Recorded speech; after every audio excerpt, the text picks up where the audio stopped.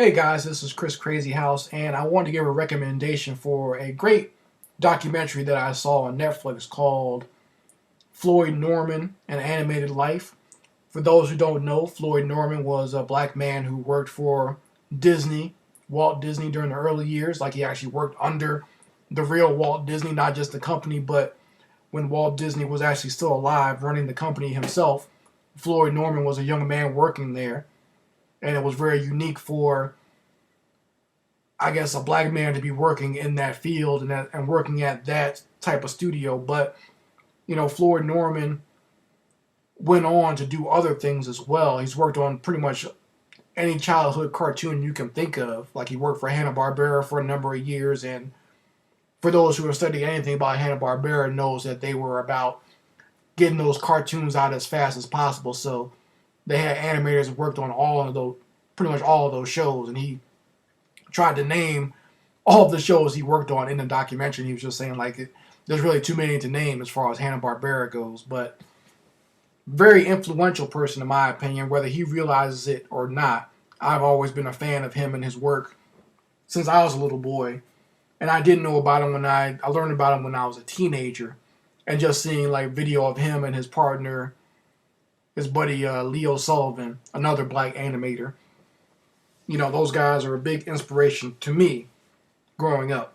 Now, what's interesting about the documentary and what I appreciate, several things actually. One was the fact that it showed a little bit of his upbringing and the fact that his parents moved from the South to, I think it was Santa Monica, California, I believe. But just the fact that they moved to California, and they always inspired him to do what he wanted to do, or as far as like career-wise. They never limited him in his mindset.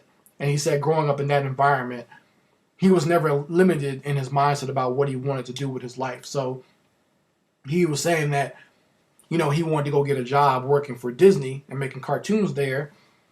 And he said, of course, people in the black community would tell him that, they don't hire black people there. They're not going to give you a job there. And I know he's probably gone through this because I've experienced the same thing. When I was a kid, people would tell me in the black community that you're not going to be able to do this for a living, or they're not going to let you do that, which we really need to get out of, especially when it comes to our small children. We need to stop telling them that someone's not going to let them do something, okay? Because right there, you're putting a block on them and limiting their potential. But, I saw a lot of similarities between me and Floyd as just another artist, but even more so as a black artist, and even more so as a black artist who is kind of a nerdy type. Like, people would probably think of him as a square.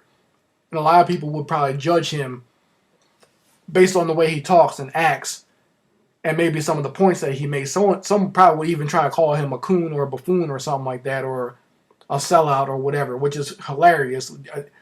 It would say that you don't know him very well. And I know people have made that judgment about me by the way I look, talk, and dress.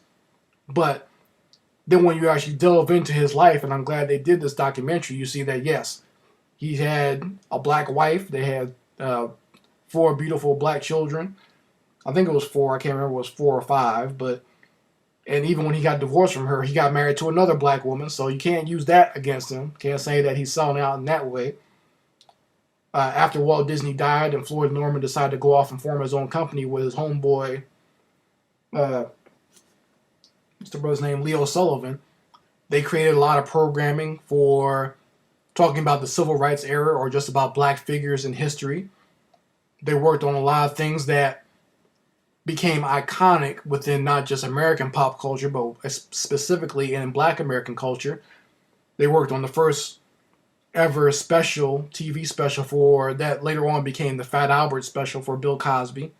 And a lot of people don't remember that early version. You can't really, it's hard to find. Like, I think there's like a special edition of the Fat Albert DVD that has it on there, but I'm not sure if it's still being put out there or you can find it anywhere. But the drawings are a lot simpler, and they explained it why is because I think they had like 4 or 5 days to come up with the concept and do it and put it on tape. Because back then they had tape. They didn't have digital back then. They had to draw everything by hand and do it on film.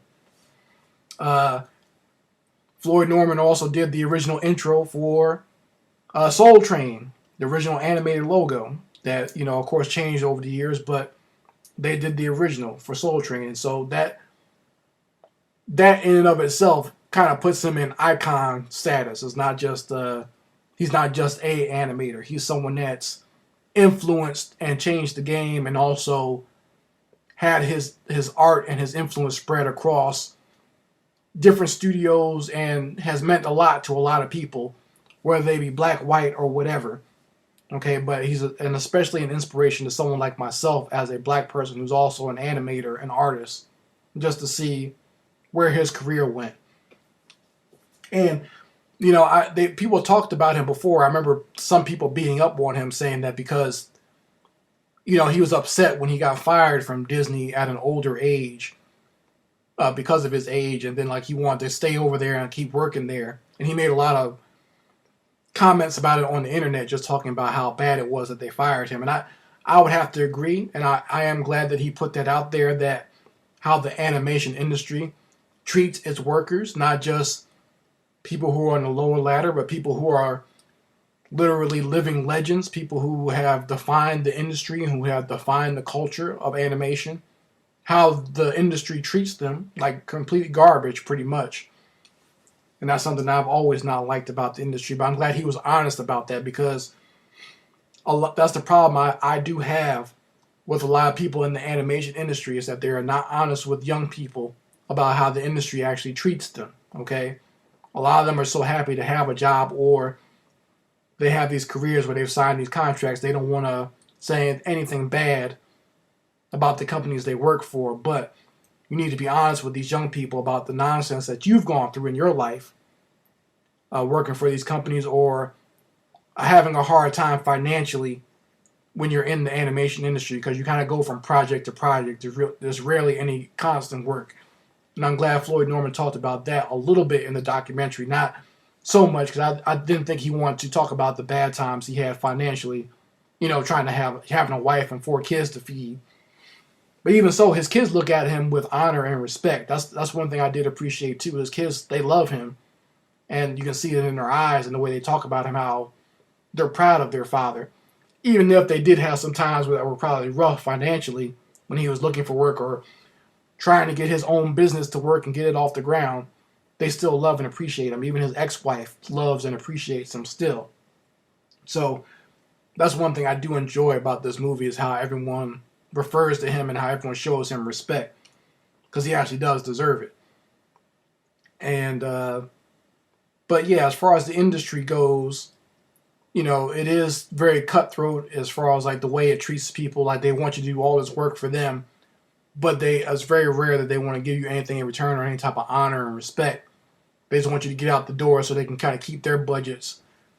The CEOs want to keep their budgets and keep things going for themselves, but they don't want the animators to get, the ones that are actually producing the work that's making you these millions and billions of dollars.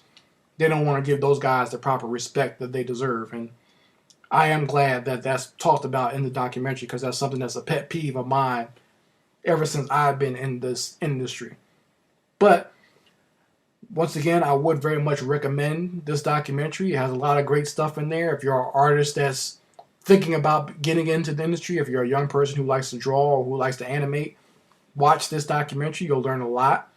The industry has changed since he's been in there, but what you will get from this film is that the love and enthusiasm that he has for his art supersedes anything else. Okay, that's why a lot of people don't understand, when you're an artist, you have an urge and a need to do this for the rest of your life, whether you're getting paid to do it or not. It's better if you get paid, obviously, but there's an urge and need to create that you have, that you need to do this. And that is the quality that comes through in this documentary, in this film about this great man. So if you're a budding artist, if you're an artist who's already working in your career, or if you're later in your life doing art and animation, go watch this documentary. You'll be inspired by it, if nothing else, and you'll enjoy it. If you're a person that's been in the industry, you'll understand exactly where he's coming from and know exactly what he's talking about. But I definitely recommend it. And if you're just a person who has a passing idea of what what you might want to see, or you're into art or whatever, you like watching animation or whatever, still go watch this because it gives you a good behind the scenes look at how the industry actually works, how it was and how it is now. And the people that work on these great programs and cartoons and animations that you love to watch and that defined your childhood. So can't recommend this documentary enough. I'm probably going to go buy it on DVD just so I can watch some of the bonus features on there because I think they got some good stuff on there. But, you know, if you have seen it, let me know in the comment section what you think, or if you know about Floyd Norman, let me know what you guys think about him. And, you know, like I said, highly recommend it. It's on Netflix right now, so go check it out. Anyway, Chris Crazy House signing out. Peace.